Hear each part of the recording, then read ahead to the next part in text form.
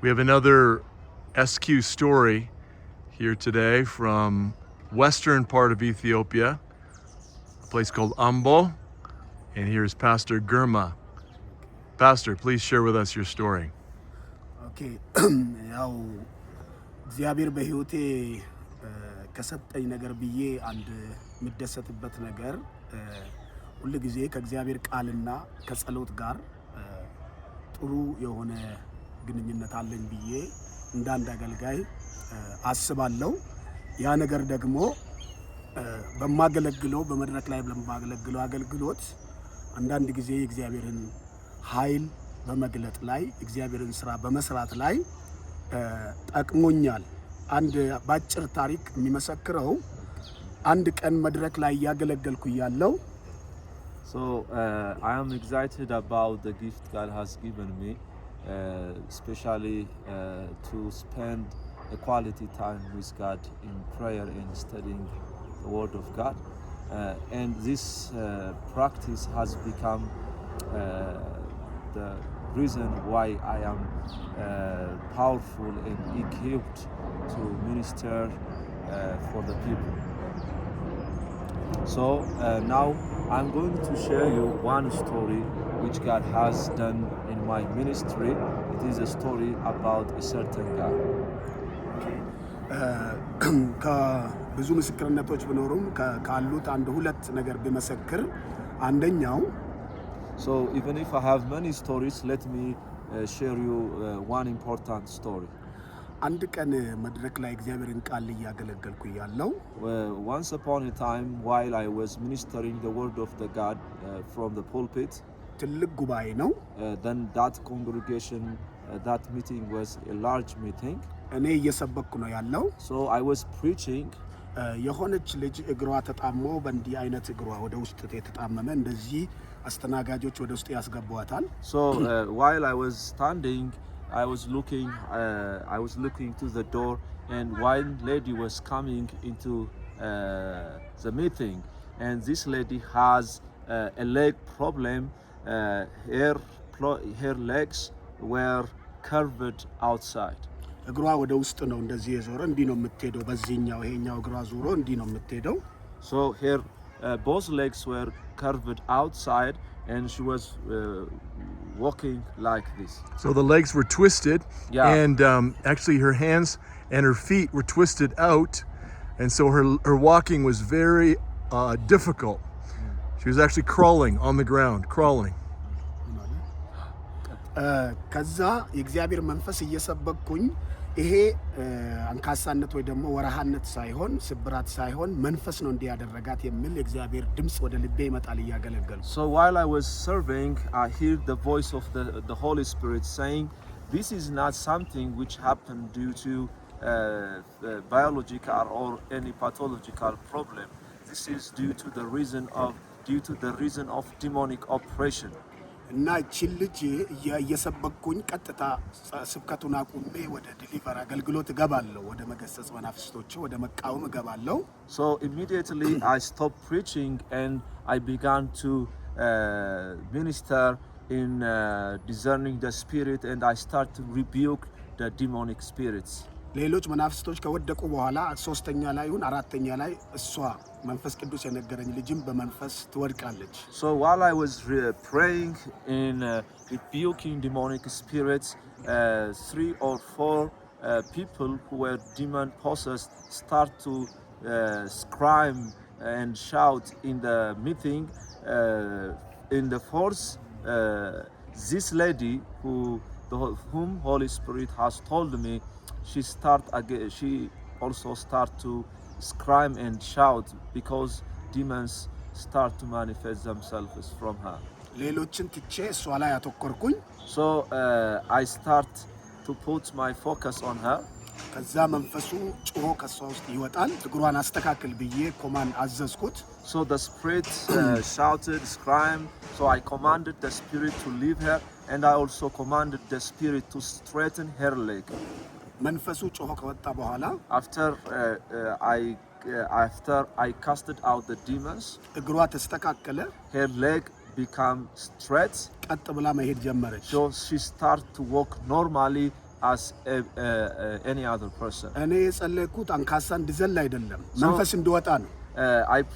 I didn't pray so that she may jump and walk properly.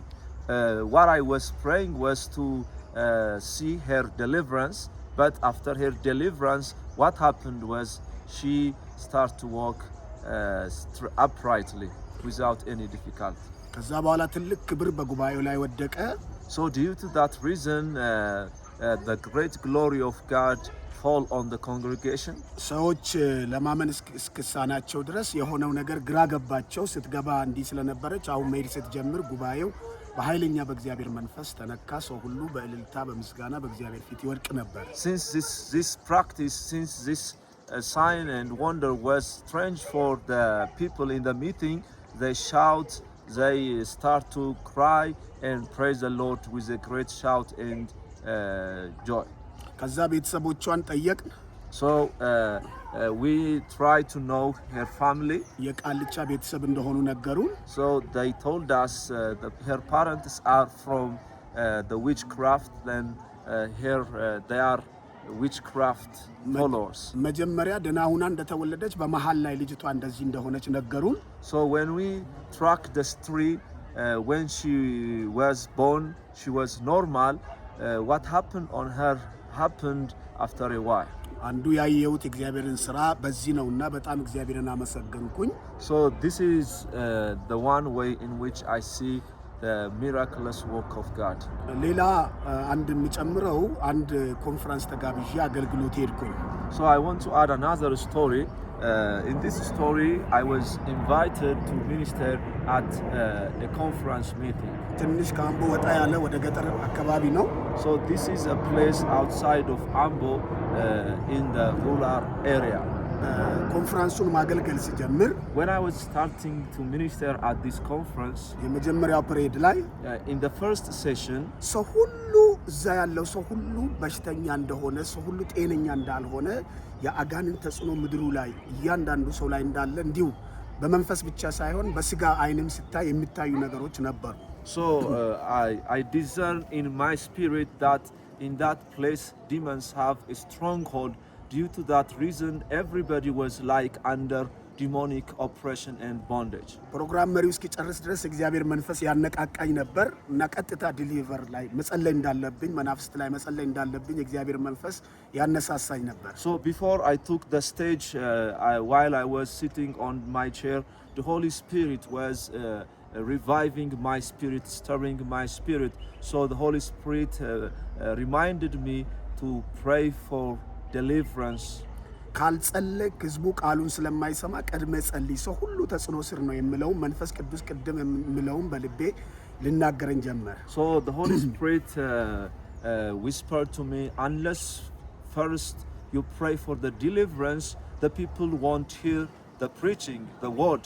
So first you have to stand and pray for these people so that they may come out of the oppression and bondage of the demons. ከዛ በኋላ የብሽታ መንፈስ፣ የችግር መንፈስ፣ የጉስቁልና መንፈስ ሁሉንም እየጠራው እቃወም ነበር። So when I took the stage, I start to pray in rebuking the spirit of poverty, the spirit of depression, the spirit of disease. So this is what I was doing. ከዛ ብዙ ሰዎች አሁን በቁጥር መግለጽ የማልችል ብዙ ሰዎች ነፃ ይወጡ ነበር፣ ከመናፍስት እስራት ነፃ ይወጡ ነበር። So right after that, many people were get delivered from demonic oppression and demonic bondage. በተለይ የበሽታ መንፈስ የሚለው መቃወም ሲጀምር Especially when I start to rebuke the spirit of sickness and the spirit of disease. በበሽታ የተያዙ በሙሉ ሲገጸጽ ሁሉ ሰው አብዛኛው ሰው ይወድቅ ነበር። So when I was praying this prayer, many people were falling on the floor. የቤተ ክርስቲያኑ ፓስተር ወደ እኔ መጣና So the pastor of that church came to me. አሁን ሁሉም ሰው እያየው ጉባኤው ላይ ከተሰበሰበው እውነቱ ለመናገር 70% የሚሆን ሰው በመናፍስት ወድቋል። So to tell the truth, almost 70% of that meeting were under demonic oppression, and almost 70% of the people were fall on the ground. አገልጋዮቹ መናፍስቱን አገልጋይ እኛ ስንጸልይ አገልጋይ ደግሞ አንስቶ ይጸልያል አንተ ታውቃለህ አገልጋዮች ደግሞ ይዞ ያነሳሉ አሁን የሚያነሳ አገልጋይ ስላጣን So the ministers start to come into the congregation and they start to pray on the people who were on the floor and they were trying to cast out the demons from the people. ስለዚህ ጸሎቱን በቃ ወደ ማቆም ብታቆም ይሻላል ሁሉ ሰው ከወደቀ ማንንም ያነሳ አገልጋዮችም ዘማሪዎች ይወድቁ ነበር ዳቆናት ይወድቁ ነበር ስለዚህ አገልጋይ አጋንንቱን የሚያነሳ ሰው ስላጣን እስቲ ለጊዜ ከሰዓት እንጸልይ ቢቆም ጥሩ ነው የሚለውን ሐሳብ ሰጠኝ So the pastor insists so that I stop the prayer because if I keep praying it's going to be like the whole people is going to be on the floor because spirits were manifesting from deacons spirits were manifesting from singers so this pastor get panicked and asked me to stop prayer for the fear of seeing not the whole people fall on the ground. እግዚአብሔር በዛ ቦታ ትልቅ ሥራ ሰራ So God has done wonderful and miraculous things in that conference. ከሰዓት ላይ During the afternoon, እግዚአብሔርን ቃል አካፈልኩኝ so I preached from the word of the Lord. ከዛ አብሮኝ የሄደ ሰው አገልጋይ ነበር So there was one minister who went with me to this conference. እግዚአብሔር መናፍስቶችን ስመታ የጉስቁልናን መንፈስ የበሽታን መንፈስ ከምድሪቱ ላይ እንደሰበረ ጧት ሲጸለይ በኔ በኩል ሲያልፍ በነበረው እሱ ማረጋገጫ ሰጠ So this minister when he took the pulpit and start to share what he see on the morning session and he was confirming the word that God has broke the spirit of poverty, the spirit of disease, which was which was the stronghold of that rural city.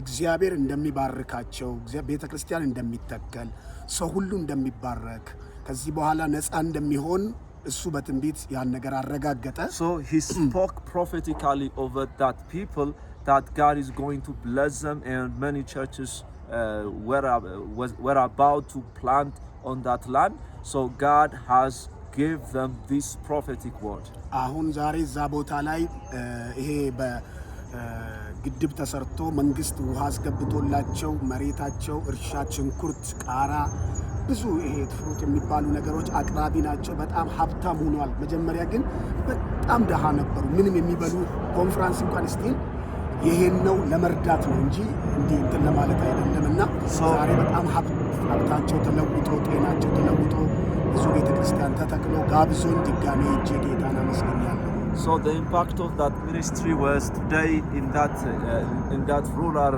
village the people who live in that place are now rich because the Lord has changed their history many of them now are farmers they plant onions they plant vegetables and they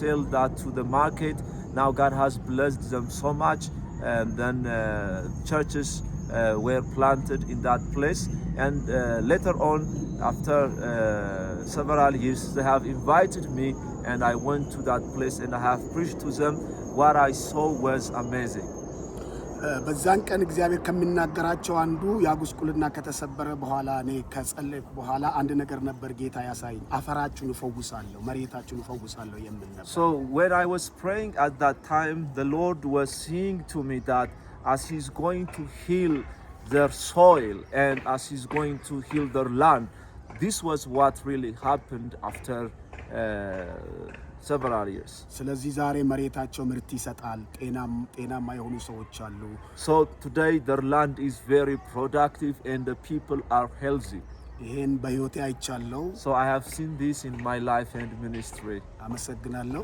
Thank you ዛሬ ይበቃል So for today this